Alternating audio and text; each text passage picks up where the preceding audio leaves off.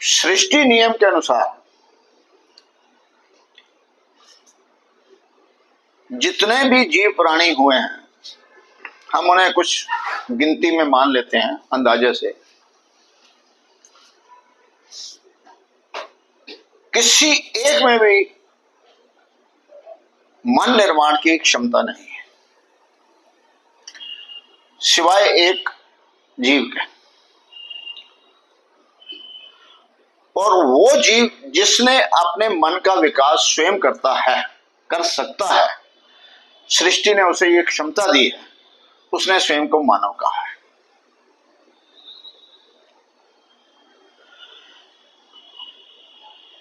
और मानव के मन में कितनी शक्ति है, वो इतनी शक्ति है कि सृष्टि के पास भी वो शक्ति नहीं है जितनी किसी भी मानव मन में है। सृष्टि ने ये अधिकार दिया है या जायदाद दे दी है जो उसके पास नहीं। मगर मानव ने जब अपनी मन की शक्ति से कुछ जाने अनजाने कुछ करना चाहा तो वो घबरा गया, डर गया अपनी शक्ति से, वो अपने भीतर की ऊर्जा से ही घबरा गया। तो उसने घबराहट के अंदर, डर के अंदर अपने मन द्वारा एक सहायक रूप के अंदर, बैसाखी के रूप में अपना एक इष्ट बना लिया कि वो मेरी सहायता करेगा। और वो सदियों से लेकर आज वर्तमान समय तक मानव अपने मन द्वारा ही इष्ट के अंदर उलझा हुआ है। किसी मानव ने अपने अनुसार, उस वातावरण के परिस्थिति के अनुसार अपना इष्ट बना लिया। किसी दूसरे स्थान पर, दूसरी जगह पर, दूसरे वातावरण अनुसार से उसने अपना इष्ट बना लिया। और वो मानव से स्वयं को मनुष्य कहने लगा कि मैंने अपने मन द्वारा इष्ट बनाया।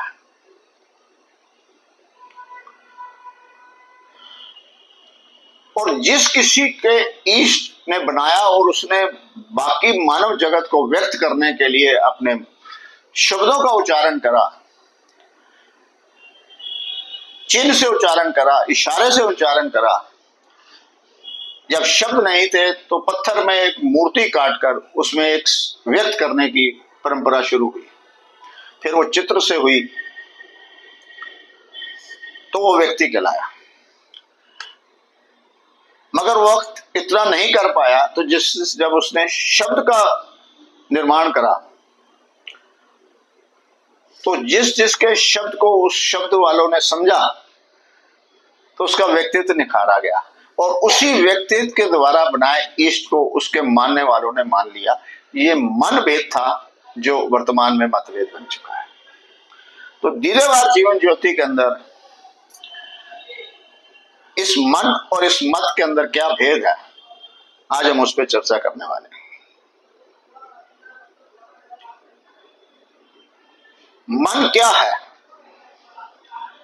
मन का निर्माण जब भी कोई शिशु इस जगत में आता है तो उसका मन का निर्माण उसी समय आरंभ हो जाता है। और मन का निर्माण उसमें बुद्धि के तल पे नहीं होता, अनुभव के तल पे होता है। सबसे पहले उसे स्पर्श जिसका मिला, और अधिकतर महिला का स्पर्श मिलता है, चाहे उसकी माँ हो या डॉक्टर हो, सर्वप्रथम उसे महिला का स्पर्श मिलता है।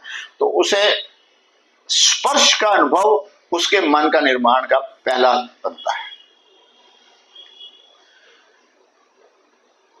फिर उसने आंखों से जो देखा, जो चित्र उसको नजर आए, पहचान तो होती नहीं, मगर उसका मन का निर्माण वहां से शुरू हो गया। फिर उसे आहार से मिला,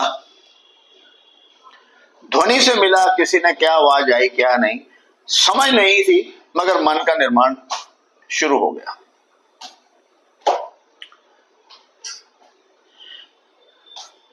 ये मन का निर्माण ही आरंभिक बन गया। और अगर हम समझे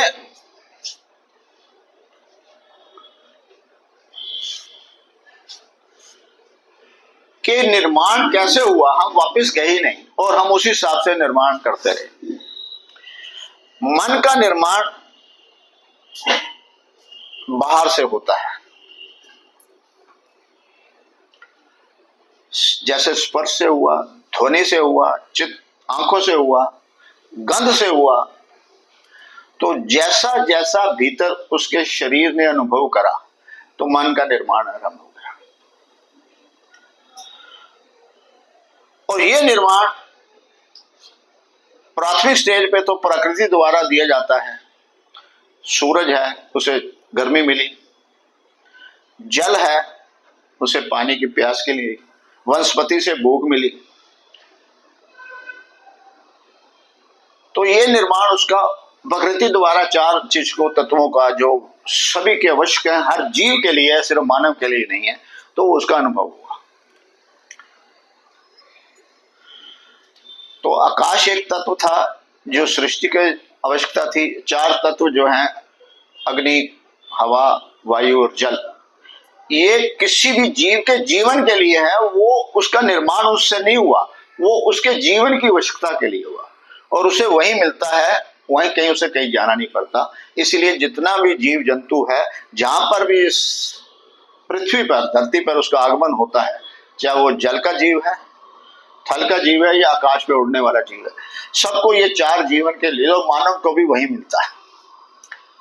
मगर मानव के मन के विकास के कारण मन के अंदर उसकी इच्छाएं जागृत, और ये इच्छाएं उसे भीतर से और बाहर के समन्वय से उसकी जागृत।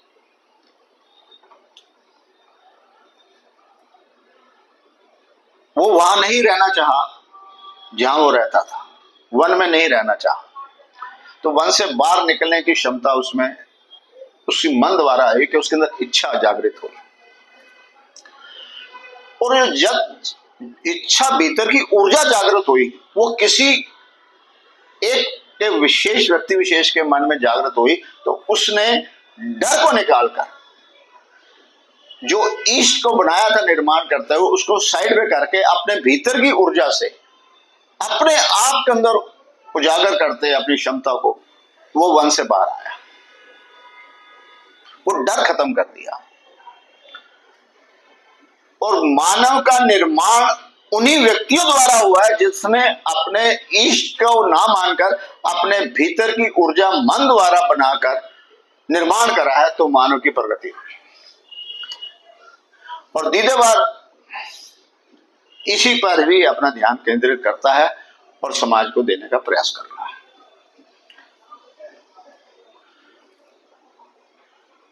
मन की शक्ति, जैसे हमने बचपन में सुनते थे कि एक जिन है, बोतल में बंद है, तो जिन बाहर निकलता है तो आवाज लगाता, बोल मेरे आका क्या चाहिए। तो जो जिन का मालिक होता है वो अपना कुछ इच्छाएं जागृत करता है, तो जिन कहता है तथास्तु, और वो उसको ला देता है। ये जिन बाहर के नहीं है, वो हमारा मन है जिन, जो हमारी हर इच्छा की पूर्ति करने की शक्ति रखता है। यहां पर ध्यान देने की बात है कि हर हमारी इच्छा की, आवश्यकता की, चाहत की पूर्ति करने की क्षमता रखता है, मगर उसमें बुद्धि का तल नहीं है।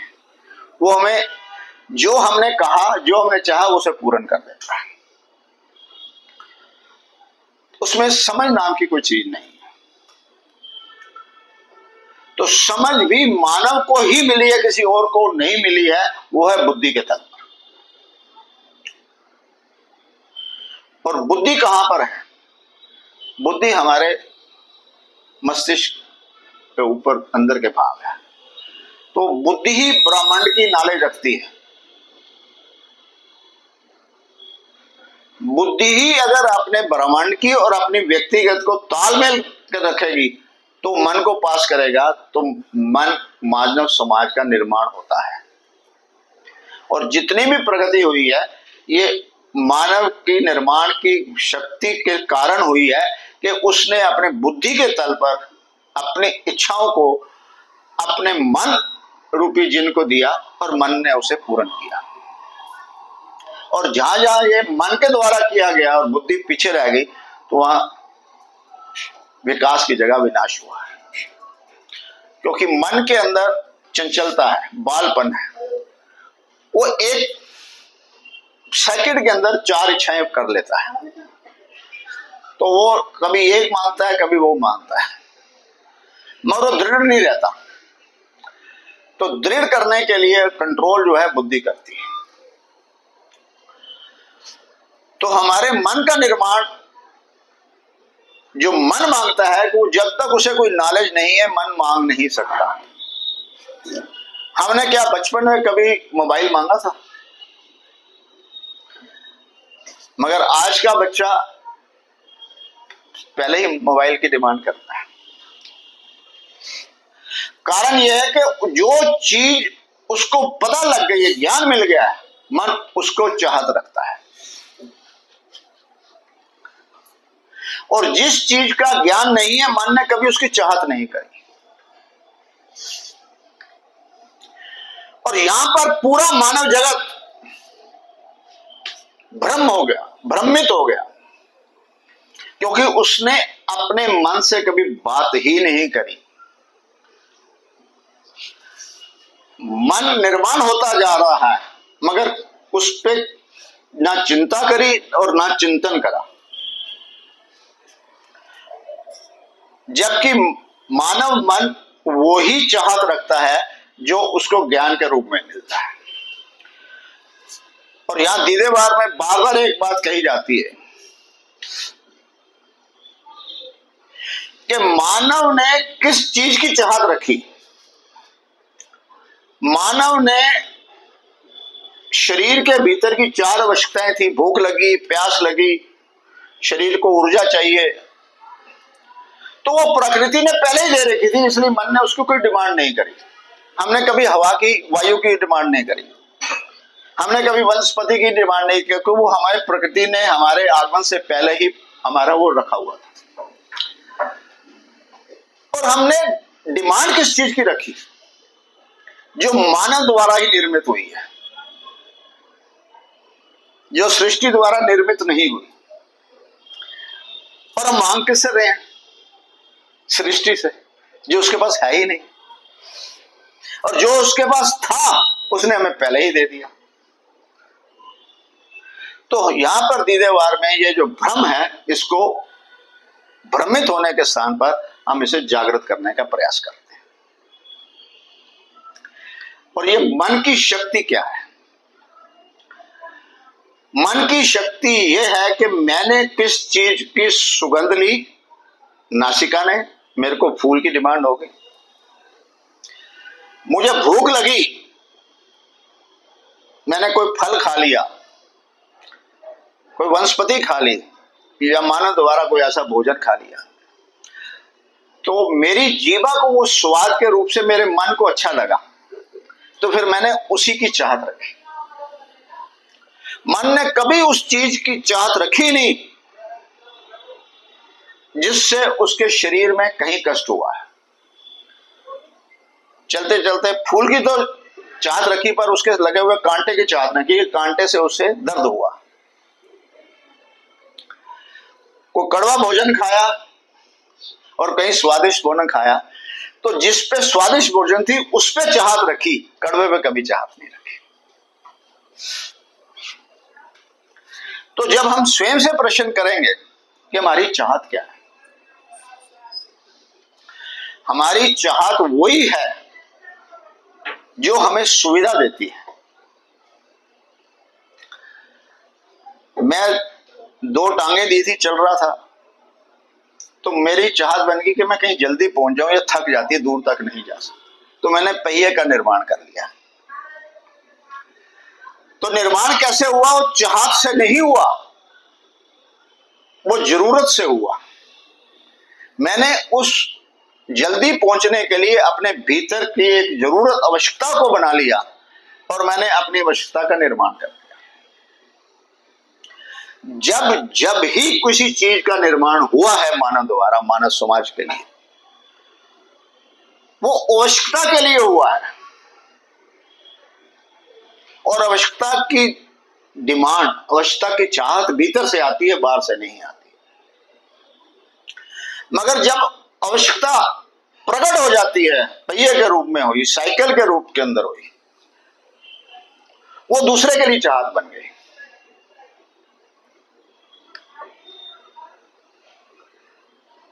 तो हमें अपनी जरूरत और चाहत को भी देखना है।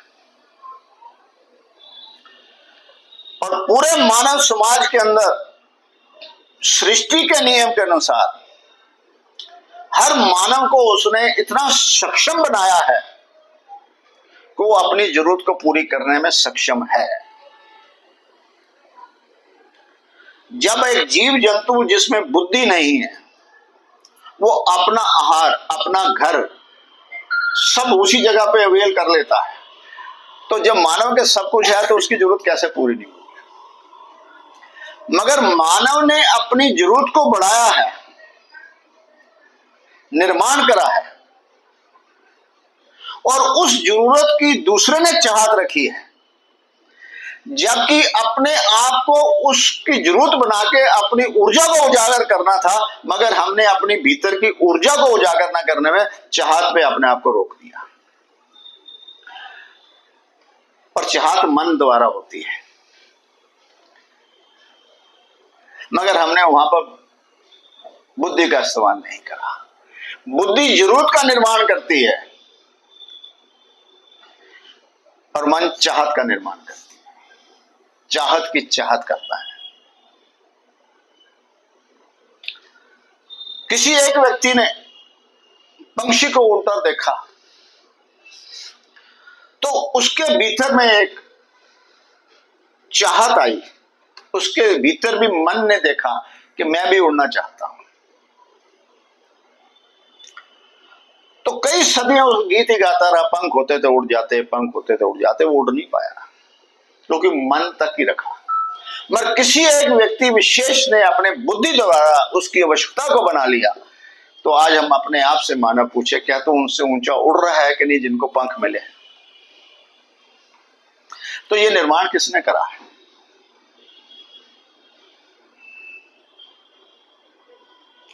मानव द्वारा ही मानव ने अपनी आवश्यकता को निर्माण में लाया। और हमारी संस्कृति के अंदर कुछ पहले, सदियों में पहले, उनके मन में विचार आया था कि लोगों की इच्छाओं को सीमित कर दें, कहीं ये बढ़ ना जाएं। तो उन्होंने एक शब्द करे जो सदियों तक चलते आ रहे और आज भी मुझे ढो रहे हैं कि जितनी चादर है उतने पांव पसारो। ये इतना गलत और इतना भ्रमित है कि हमारी ऊर्जा को दबाने के लिए ये कार्य कर रहा है। वो दोषी है जिसने ये बात कही है। जिन्होंने अपनी चादर से पंजा बाहर निकाला है, निर्माण उन्होंने ही करा है। विदेशों के अंदर निर्माण करा है, सुविधाओं से कैसे निर्माण हो रहा है? अपनी आवश्यकता एक पूरी करी और फिर दूसरी आवश्यकता के ऊपर गए। और यहां पर हम क्यों नहीं सुविधाओं से उस सारा जो 140 करोड़ कहते हैं, 150 करोड़ कहते हैं, तो जिसमें 85 करोड़ को तो हम भोजन देने का प्रबंधन कर रहे हैं। तो यही कुछ ऐसी चीजें हैं जो पुरातन थे, हमें बदलनी है। और दीदेवार यहाँ पर बड़े स्ट्रिक्ट वर्ड से ये बात कहता है कि चादर से पंजा हमेशा बाहर निकालो। आपने साइकिल का निर्माण करा तो फिर पंजा बाहर निकाल के आपने स्कूटर तक गए, स्कूटर से पंजा बाहर करा तो गाड़ी तक गए, गाड़ी से पंजा बाहर तो ट्रेन तक गए, ट्रेन से पंजा बाहर करा तो जहाज तक गए, और आज बुलेट ट्रेन तक भी और उसमें जा रहे हैं। तो बुद्धि का इस्तेमाल करना है, मन को देना है इंस्ट्रक्शन, मन बुद्धि द्वारा ना जाए। और बुद्धि के अंदर संवेदना नहीं होती है, तर्क होता है। और मन में तर्क नहीं होता, संवेदना होती है। तो सृष्टि नियम के अनुसार दो ही जाति मानव के अंदर बनी है, एक स्त्रीलिंग और एक पुल्लिंग। दोनों के अंदर शरीर रूप में हल्का सा फर्क है। स्त्री का कार्य कुछ शैली कुछ और है, पुरुष की कार्यशैली कुछ और है, मगर दोनों के पास बुद्धि भी है और मन भी है। जब स्त्री के अंदर ममता और संवेदना अधिक दी गई है, इसलिए स्त्री मन का उपयोग ज्यादा करती है, बुद्धि का उपयोग कम करती है। और पुरुष के पास बुद्धि का प्रयोग ज्यादा करता है, संवेदना कम है, इसलिए मन का उपयोग कम करता है। और दीदेवार यह कहता है कि पुरुष 20% संवेदना मन के द्वारा मन की चाहत को रखे और 80% बुद्धि के हिसाब से काम करे, तो वो निर्माण के ऊपर होता है। जिस पुरुष के अंदर संवेदना 50% हो जाती है, वो अपना निर्माण नहीं करता, अपने परिवार को भी सही ढंग से चला नहीं पाता। अगर हम अपने आप को देखेंगे या अपने घरों में या दूसरों को देखेंगे, वो व्यक्ति जो संवेदना के ऊपर मन द्वारा चलता है, वो घर के तोड़ने का भी काम करता है और विकास नहीं कर पाता। कब कहां क्या बात कह जाती है उसे ये नहीं मालूम पड़ता। और जहां पर स्त्री ने 50% से कम मन का उपयोग करा है, तो वो घर में स्ट्रांग बन गई, वो लीडर बन गई, क्योंकि उसने बुद्धि का प्रयोग करा। ये भी भ्रम है। सो बैलेंस करना है। स्त्री को 50% मन का, 60% मन का, 70% मन का और 30% या 40% बुद्धि का प्रयोग करना है। और पुरुष को 20 से 30% मन का और 70 से 80% बुद्धि का उपयोग करेंगे, तो वो बैलेंस करता है। पुरुष के कार्यशैली अलग है, महिला की कार्यशैली अलग है। दोनों का साथ चलने के लिए अपने अपने कार्यशैली के अंदर एक दूसरे का सहयोग देना है, ना कि एक दूसरे की कार्यशैलियों में अंतर करना है, जो आज का समाज कर रहा है। इसीलिए हम समाज में कुछ अधिक परेशानियां देख रहे हैं जो पहले नहीं थी। मगर पहले सुविधाएं नहीं थी, तो इस वजह से एक संगठित परिवार भी रहता था, सुविधाएं की भी कमी थी, इस वजह से कहीं मजबूरी में भी हम संगठित थे। आज सुविधाएं पूरी होने से हम एकल परिवार के ऊपर भी जा रहे हैं। वो गलत नहीं है,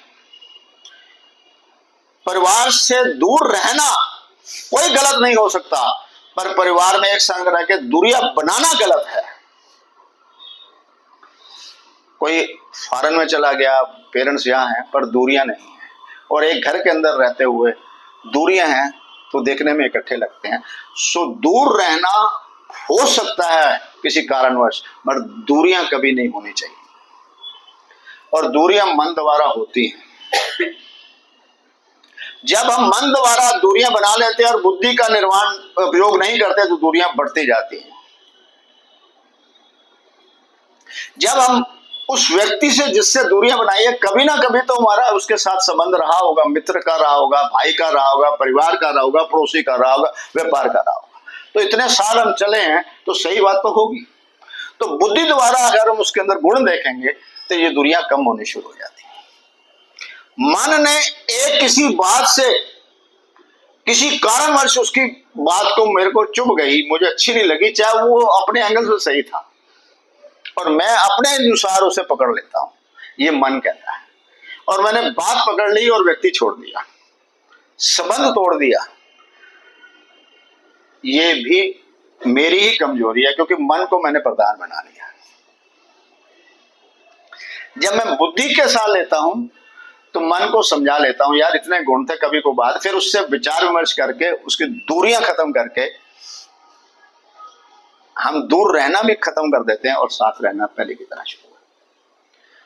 तो यहां पर दो बातें साथ साथ चल के बताई जा रही हैं, मन की शक्ति, बुद्धि की शक्ति, और समाज में रहने के लिए शक्ति के लिए उसका उपयोग कैसे है, इसको हमने समन्वय करने का आधार माना है। हम अपने आप से प्रश्न करें, जितने भी हम बैठे हैं या घर के अंदर परिवार के, जब जब जिसके साथ हमारा संबंध रहा है, अगर हम देखेंगे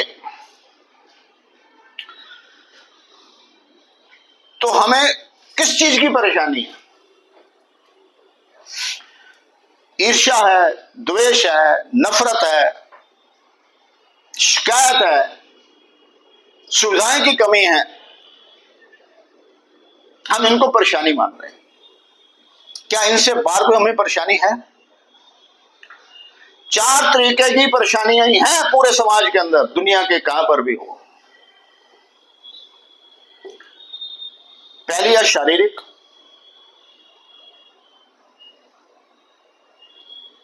दूसरी है पारिवारिक, तीसरी है आर्थिक और चौथी है सामाजिक। ये चारों परेशानियां क्यों हैं? कि हम मानसिक रूप से बीमार हैं। हमने मन का कार्य ज्यादा मान लिया और बुद्धि का कार्य कम कर लिया, तो हम मानसिक रूप से बीमार हो गए, रोगी हो गए। ये 5वीं परेशानी है। इन चारों के कारण मानसिक रोग होते हैं। 5वां रोग वो है। और इन चारों का निर्माण मानसिक द्वारा ही हो सकता है। कितनी अद्भुत बात है। अगर हम बुद्धि और मन को समन्वय कर लें तो हमें डायरेक्शन मिल जाती है। हमें किसी से ईर्ष्या कब हुई? क्योंकि उसकी ईर्ष्या इसलिए हुई कि वो मेरा भाई है, मेरा पड़ोसी है, उसके पास कोठी है, मेरे पास कम है, मुझे ईर्ष्या हो गई, नफरत हो गई। और कोठी या कोई चीजें तो मानव द्वारा निर्माण करी गई है, और मुझे ईर्ष्या, नफरत, कंपटीशन, प्रतिस्पर्धा किससे हुई है? गिनेंगे तो सिर्फ 10 आदमी हमें मिलेंगे अपने जीवन के अंदर। वो 10 आदमी जिनका हमारे निजी रूप पे ज्यादा संबंध रहा है, वो भाई हो सकता है, पड़ोसी हो सकता है, मित्र हो सकता है, इन्हीं के साथ ही हमें प्रॉब्लम है। और 8 अरब की पॉपुलेशन के अंदर हमें किसी और के साथ कभी प्रॉब्लम ही नहीं है। फॉरेन के अंदर दुनिया से कोई सबसे बड़ा अमीर हो जाए, कल दूसरा कोई अमीर हो जाए, मुझे कोई फर्क नहीं पड़ता। मगर मेरा संबंध जिससे है वो जरा सा भी मेरे से आगे निकल गया तो मुझे तकलीफ होती है, ईर्ष्या न। ये कौन बताता है? ये मेरे भीतर का मन कहता है। और जब मैं ये 10 लोगों को 8 अरब के अंदर मिला दूं तो मेरा उसी समय बुद्धि के तल पर ईर्ष्या, द्वेष, कंपटीशन खत्म हो जाता है। यहां दीदेवार के अंदर बात कहते हैं, अगर तुझे प्रतिस्पर्धा, कंपटीशन करनी तो स्वयं से करनी है। तूने जब 5वीं क्लास में पढ़ता था तूने किससे कंपटीशन करा? जो तेरे डेस्क के साथ बैठा लड़का था। 8वीं के अंदर वो लड़का बदल गया, दूसरा आ गया, तूने उससे कंपटीशन कर लिया। स्कूलिंग पूरी होगी, कॉलेज में चला गया, जो तेरा सहपाठी था तूने उससे कंपटीशन करा। और जो जिनसे पहले कंपटीशन कर रहा था तेरे जीवन में कहां है मालूम ही नहीं। मगर तू अगर अपने आप से पूछेगा कि जब जब कंपटीशन करा है तू हमेशा था, 5वीं में भी तू था, 8वीं में भी तू था, कॉलेज में भी तू था, नौकरी में भी तू है, सब जगह तू प्रेजेंट है, तो तुझे अपने से प्रतिस्पर्धा करनी है, किसी और से नहीं करनी। तेरे जीवन के अंदर कितने ऊपर स्टेज होया ये तेरे पे है। जब भी तू किसी से कंपटीशन करके पैसे वाला बनेगा, दौड़ लगाएगा, हो सकता है कि तू पास हो जाए एक बार। दुनिया के अंदर कोई भी ऐसा व्यक्ति हो नहीं सकता कि हमेशा 100 नंबर से पास हो। कभी एक आध बार हो सकता है, सेंचुरी भी किसी को एक आध बार, हर बार कोई सेंचुरी मारे ऐसा हो नहीं सकता। और हर बारी खेलने वाला हारे ऐसा भी नहीं होता है। तो इससे हमारे में क्षमता जीतने की भी है। मान जीत हार किससे हुई है? एक आज हम हार के कल हम जीत गए। हम 2 आदमियों से, जो हमारा विश्व के अंदर, मेरे जीवन की प्रतिस्पर्धा मुझसे होनी चाहिए। मैंने धन प्राप्त कर लिया और भीतर की शांति खोली, मेरी हार है या जीत है। मैं व्यायाम कर रहा हूं, जिम जा रहा हूं, शरीर बना लिया, मगर वो शरीर मेरे कार्य आ रहा है या मेरी निंद्रा को या मेरी चाल को कमजोर कर रहा है, मैं हार रहा हूं या जीत रहा हूं। हर व्यक्ति की आवश्यकता अलग अलग है, हर एज की आवश्यकता अलग अलग है, हर स्थान पे रहने वालों की आवश्यकता अलग अलग है। आज यहां दिल्ली में रहने वाला 1 महीना पहले उसकी आवश्यकता कुछ और थी, मौसम बदल गया, आज आवश्यकता बदल गई, कल मौसम और बदलेगा, आवश्यकता बदल जाएगी। यही व्यक्ति कहीं और चला जाएगा, उस वातावरण के हिसाब से आवश्यकता है। तो मुझे क्या करना है, उस वातावरण के अनुसार मुझे अपनी आवश्यकता को पूरा करना है। तो मैं किससे करता हूं, प्रतिस्पर्धा करता हूं, लड़ता हूं, झगड़ता हूं, दौड़ने का प्रयास करता हूं। 50 डिग्री टेम्परेचर हो गया तो हमने सूरज से लड़ाई करी, कभी सोचा है? नहीं। तो हमने क्या करा, निवारण करा। हमने पंखे के अंदर खड़े हो गए, हमने कूलर लगा लिया, हमने एसी लगा लिया। हमने सूरज को नहीं कुछ कहा तो अपना कर, मेरे में वो शक्ति है, ऊर्जा है, मैं अपना निर्माण करूंगा अपनी सुविधा के लिए। तो फिर हम भाई में प्रतिस्पर्धा क्यों करते हैं, फिर हम पड़ोसी से प्रतिस्पर्धा क्यों करते हैं? हम खेल को खेल की तरह क्यों नहीं खेलते, प्रतिस्पर्धा की तरह क्यों खेलते? खेल वो है या खिलाड़ी खो जाए खेल रह जाए, या खिलाड़ी जिंदा खेल होता नहीं। नृत्य वो है, नृत्यांगना खो जाए नृत्य रह जाए। संगीत वो है, संगीत नहीं खो जाए संगीत रह जाए। जिन्होंने भी निर्माण कर रहा खो जाते हैं, उन्होंने ही ऐसी चीजें निर्माण करी हैं और सारे माहौल को बना दिया है। तो हमें अपने आप से प्रश्न करना है। प्रश्न क्या है कि मेरे मन की चाहत क्या है और मेरी बुद्धि का क्या डायरेक्शन है, मेरी दिशा क्या होनी चाहिए। मेरी दिशा सही है तो मेरी दशा सही है, मेरी दिशा गलत है तो मेरी दशा सही हो नहीं सकती। और दिशा के निर्धारित करने के लिए मुझे सबसे पहले क्या करना पड़ता है, मुझे क्या करना है। आज अब सबको संदेश मिले, जिन्होंने अपने भीतर सबसे पहले क्या करा कि मुझे आज जाना है, सबसे पहले अपने स्वयं से स्वीकृति करी होगी कि मुझे जाना है। उस स्वीकृति के बाद ही मैंने अगला स्टेप लिया, किस तरफ जाना है। उस तरफ मैं नॉर्थ में था तो साउथ की तरफ कर रहा, मैं ईस्ट में था तो वेस्ट की तरफ कर रहा। मुझे कोई ज्योतिष के अंदर या वास्तुशास्त्र की आवश्यकता नहीं है, मुझे जिस तरफ जाना है मैंने उस तरफ अपना मुख कर लिया। और उस तरफ मुख करने के बाद मैंने कैसे जाना है, तीसरा स्टेप वो लिया। मेरा वॉकिंग डिस्टेंस है, मुझे बस पे जाना है, ट्रेन पे जाना है या अपनी गाड़ी पे जाना है। जो घर से पहले स्टेप से निकले हैं वो निश्चित रूप से मंजिल पे पहुंचते हैं।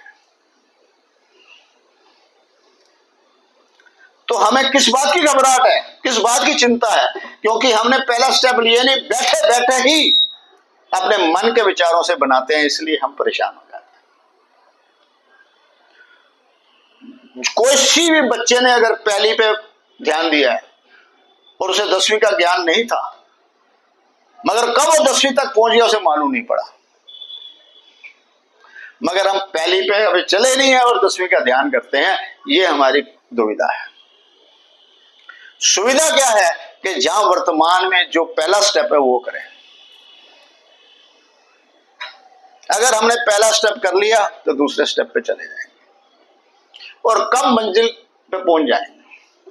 सो दीदेवार ये कहता है कि बुद्धि के द्वारा अपनी मंजिल निर्धारित करो।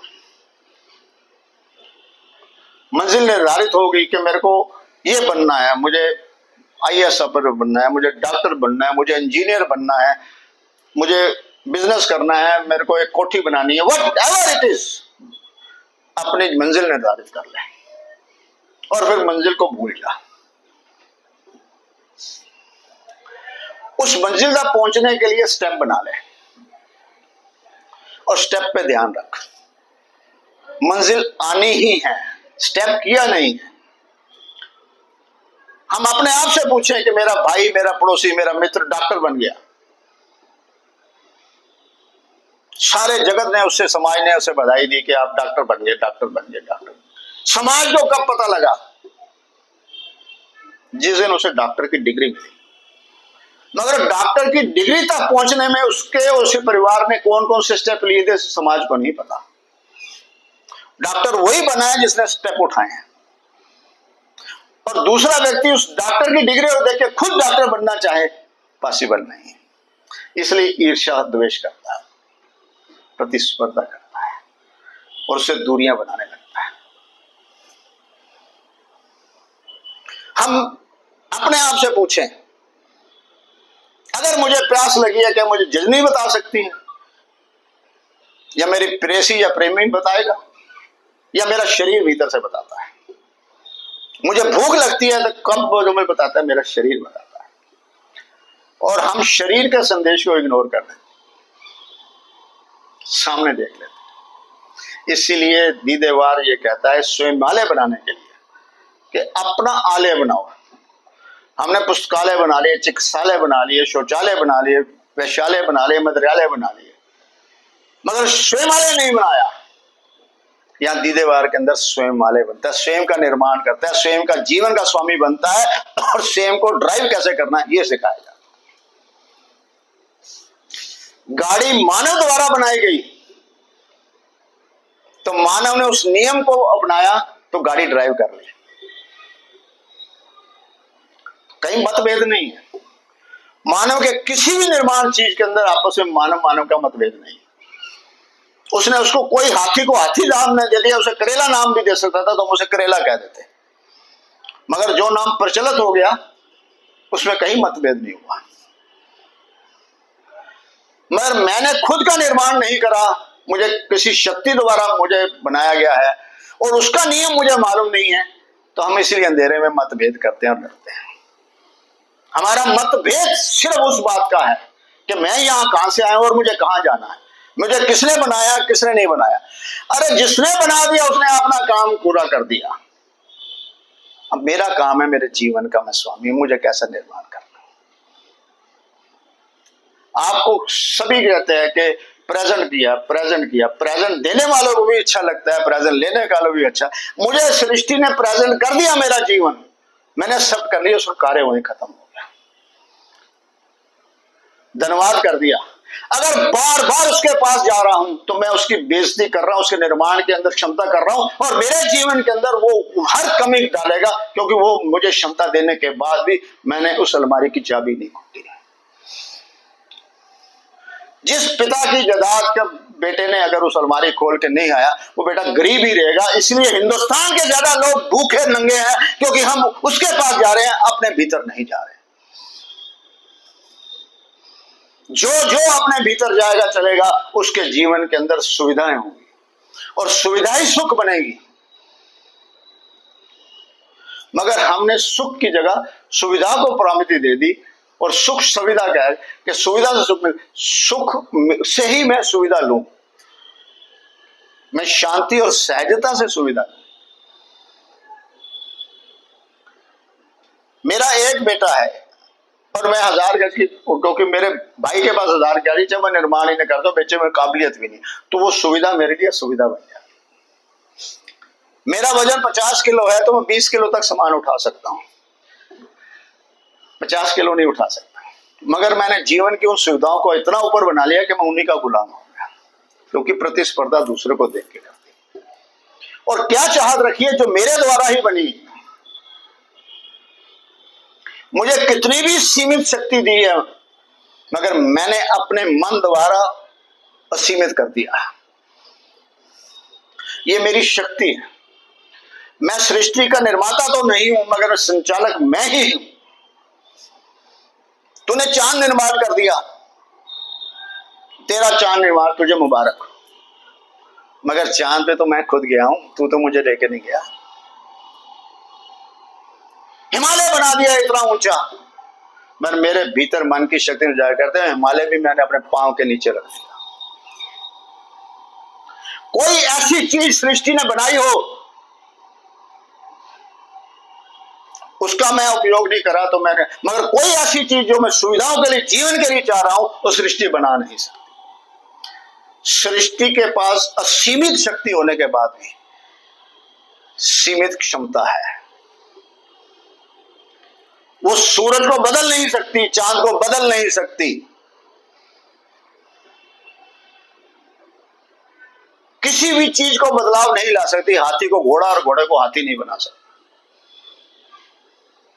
मेरी सीमित शक्ति है, मगर मन के अंदर सीमित शक्ति है।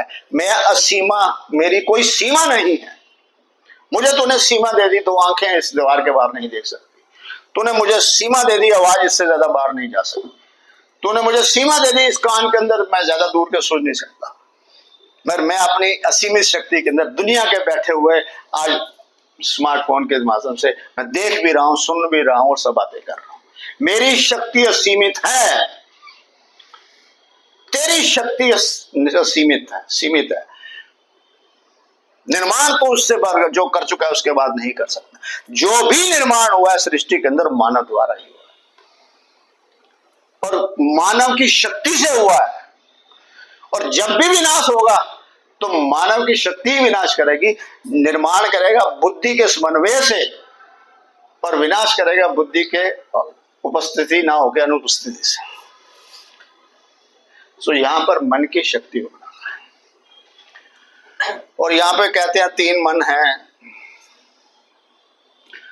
तो मन अगर बुद्धि के द्वारा दिया जाए, कार्यशैली हो, तो चित्त में नहीं जाता, जिसको हम कॉन्शियस माइंड, अनकॉन्शियस माइंड कहते हैं।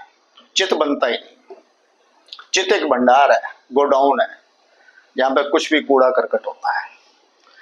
जिस प्रश्न का उत्तर मिल गया वो उसका चित्त कभी नहीं बनेगा, और जिस प्रश्न का उत्तर नहीं मिला वो चित्त में है। भगवान है कि नहीं है, पूर्वजन्म है कि नहीं है, भाग्य है कि नहीं है, ये प्रश्न है, इसका मतलब इसके उत्तर नहीं मिले हैं।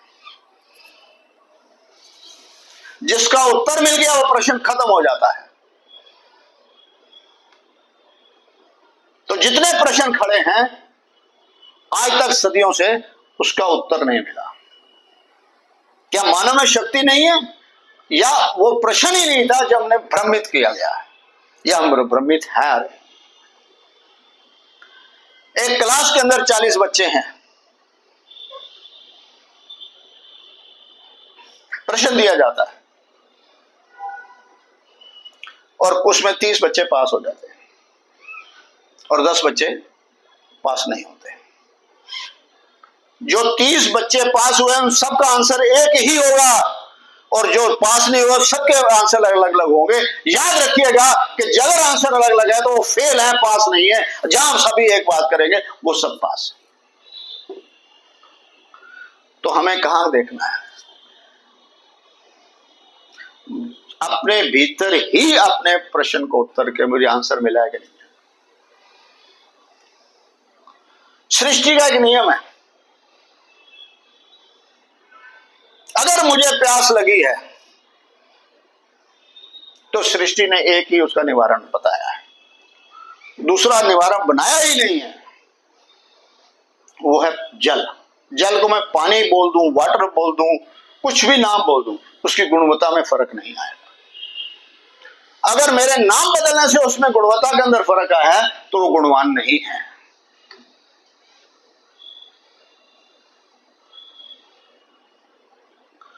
मैं कभी उसमें मीठा डाल के, नमकीन डाल के जल के अंदर स्वाद तो ले सकता हूं, मगर मेरी प्यास नहीं बुझाता है। प्यास मुझे सिर्फ जल ही बुझाता है। और मुझे अपने भीतर की प्यास को पहचानना है। मेरी एक्चुअल प्यास क्या है? वो मेरी जरूरत की प्यास है या मेरी प्रतिस्पर्धा की प्यास है? जरूरत की प्यास एक ही होगी कि मैं उसके स्टेप बाय स्टेप निर्माण कर लूंगा। और हर व्यक्ति विशेष अगर अपने भीतर की ऊर्जा को उजागर करेगा, उसकी आवश्यकता उससे वही मिलेगी, कहीं जाने की आवश्यकता नहीं। चाहत उसे एक जगह से दूसरी जगह लेके जाती है। और चाहत किसके लिए लेके जा रही है? कितने भी लोग हमारे घरों में या एक जगह से दूसरी जगह, हम जीविका के लिए गए हैं। जीवन के लिए तो कहीं जाने की आवश्यकता नहीं, मगर मानव ने जीवन और जीविका दोनों को समन्वय करना है। जीवन सही चले, सहज चले, सुविधा के साथ चले, इसलिए जीविका आवश्यक है। मगर जीविका ही जीवन है तो जीवन निरर्थक हो जाएगा। तो ये कौन डिसाइड करेगा? मेरी बुद्धि और मन का समन्वय। सो मन का निर्माण जब से जैसे मुझे कहीं से भी बाहर से नॉलेज मिलती है, मन का विकास होता है और उसका उसका कंट्रोल मुझे बुद्धि के द्वारा करना है, ना कि मन के द्वारा बुद्धि चले।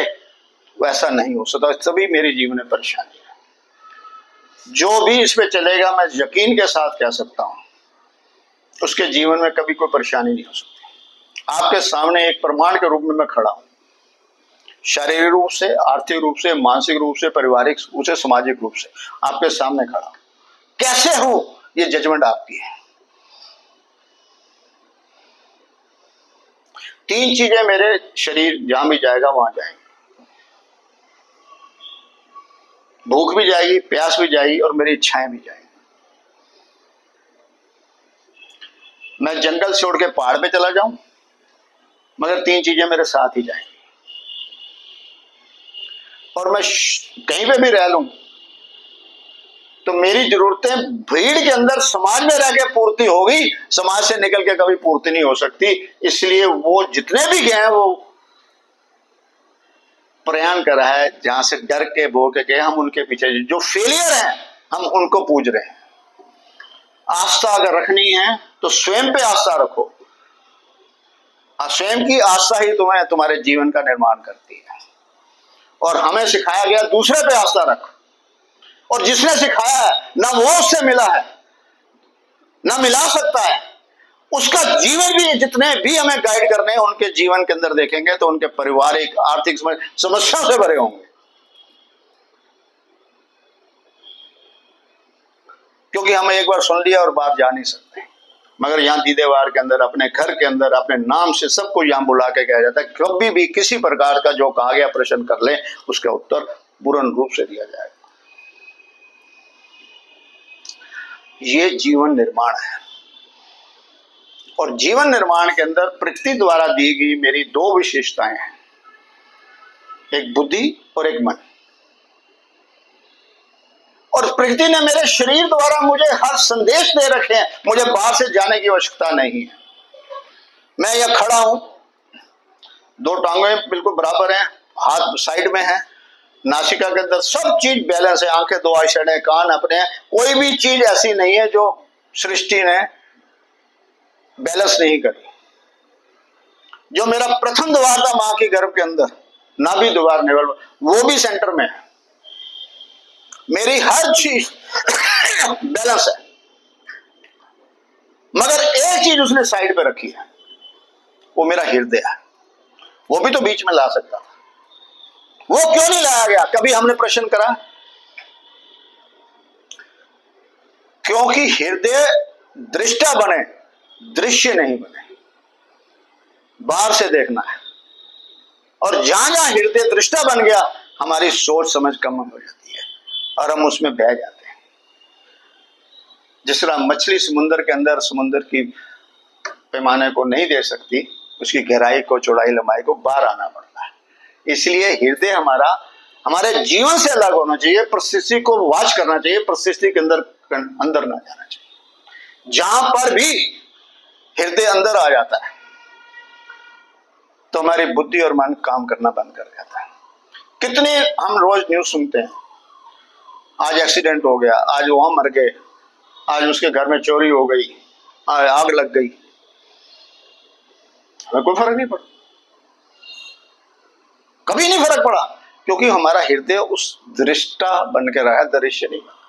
मगर जैसा ही लगता है कि मेरा भाई है, मेरा पिता है, मेरा दोस्त है, तो हम दृश्य बन जाते हैं, तो संवेदना आ जाती है। लाश को देख के डर नहीं लगता, खून को देख के डर नहीं लगता, आग को देख के डर नहीं लगता, वो रिलेशन जो संवेदना है हृदय के रूप से हमें हृदय के अंदर बेचैनी जो है वो हमें बेचैन करती है। और जब हृदय हावी होता है तो मन उसको आसक्त कर लेता है और फिर मन का निर्माण बहुत तेजी से होता है, बुद्धि रुक जाती है। बुद्धि वहीं जो रुकती है जहां मोह में रुकेगी या क्रोध में रुकेगी, भय में रुकेगी, कंपटीशन में रुकेगी, बुद्धि अपना कंट्रोल खो देती है, क्योंकि वहां हृदय अपना कार्य करना शुरू करता है और वहां पर मन भारी हो जाता है। मन का निर्माण बहुत तेजी से और बड़ी शक्तिशाली बन जाता है। इसलिए अपने शरीर को प्रकृति द्वारा इस संदेश को समझें तो हम हृदय को पार रखें।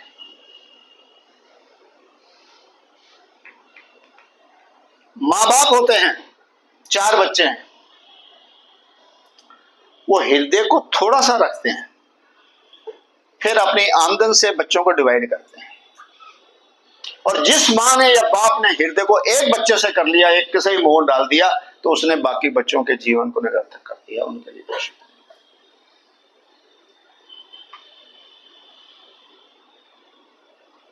और जिस जगह पर बच्चों ने माँ बाप का सिर्फ बुद्धि से काम कराया तो उसमें रख रखाव में कमी है। उनकी जरूरत तो पूरी करी पर उनकी संवेदना को पूरी नहीं कर सका, क्योंकि वहां हृदय और मन का बिल्कुल ही जीरो हो गया। और जहां पर हृदय का ज्यादा हो गई माने तो वहां पर घर में निवारण नहीं हो सका, सो यहाँ पर दीदेवार के अंदर आज के चैप्टर के अंदर मन और बुद्धि का समन्वय कैसे करना है और अपने शरीर को बैलेंस करते हुए प्राकृतिक नियम को हृदय का उपयोग हमेशा दृष्टा के रूप में करना है। हम दृश्य ना बने, इसका हम ध्यान रखें। तो आप सबका बहुत बहुत धन्यवाद। आनंद आनंद आनंद।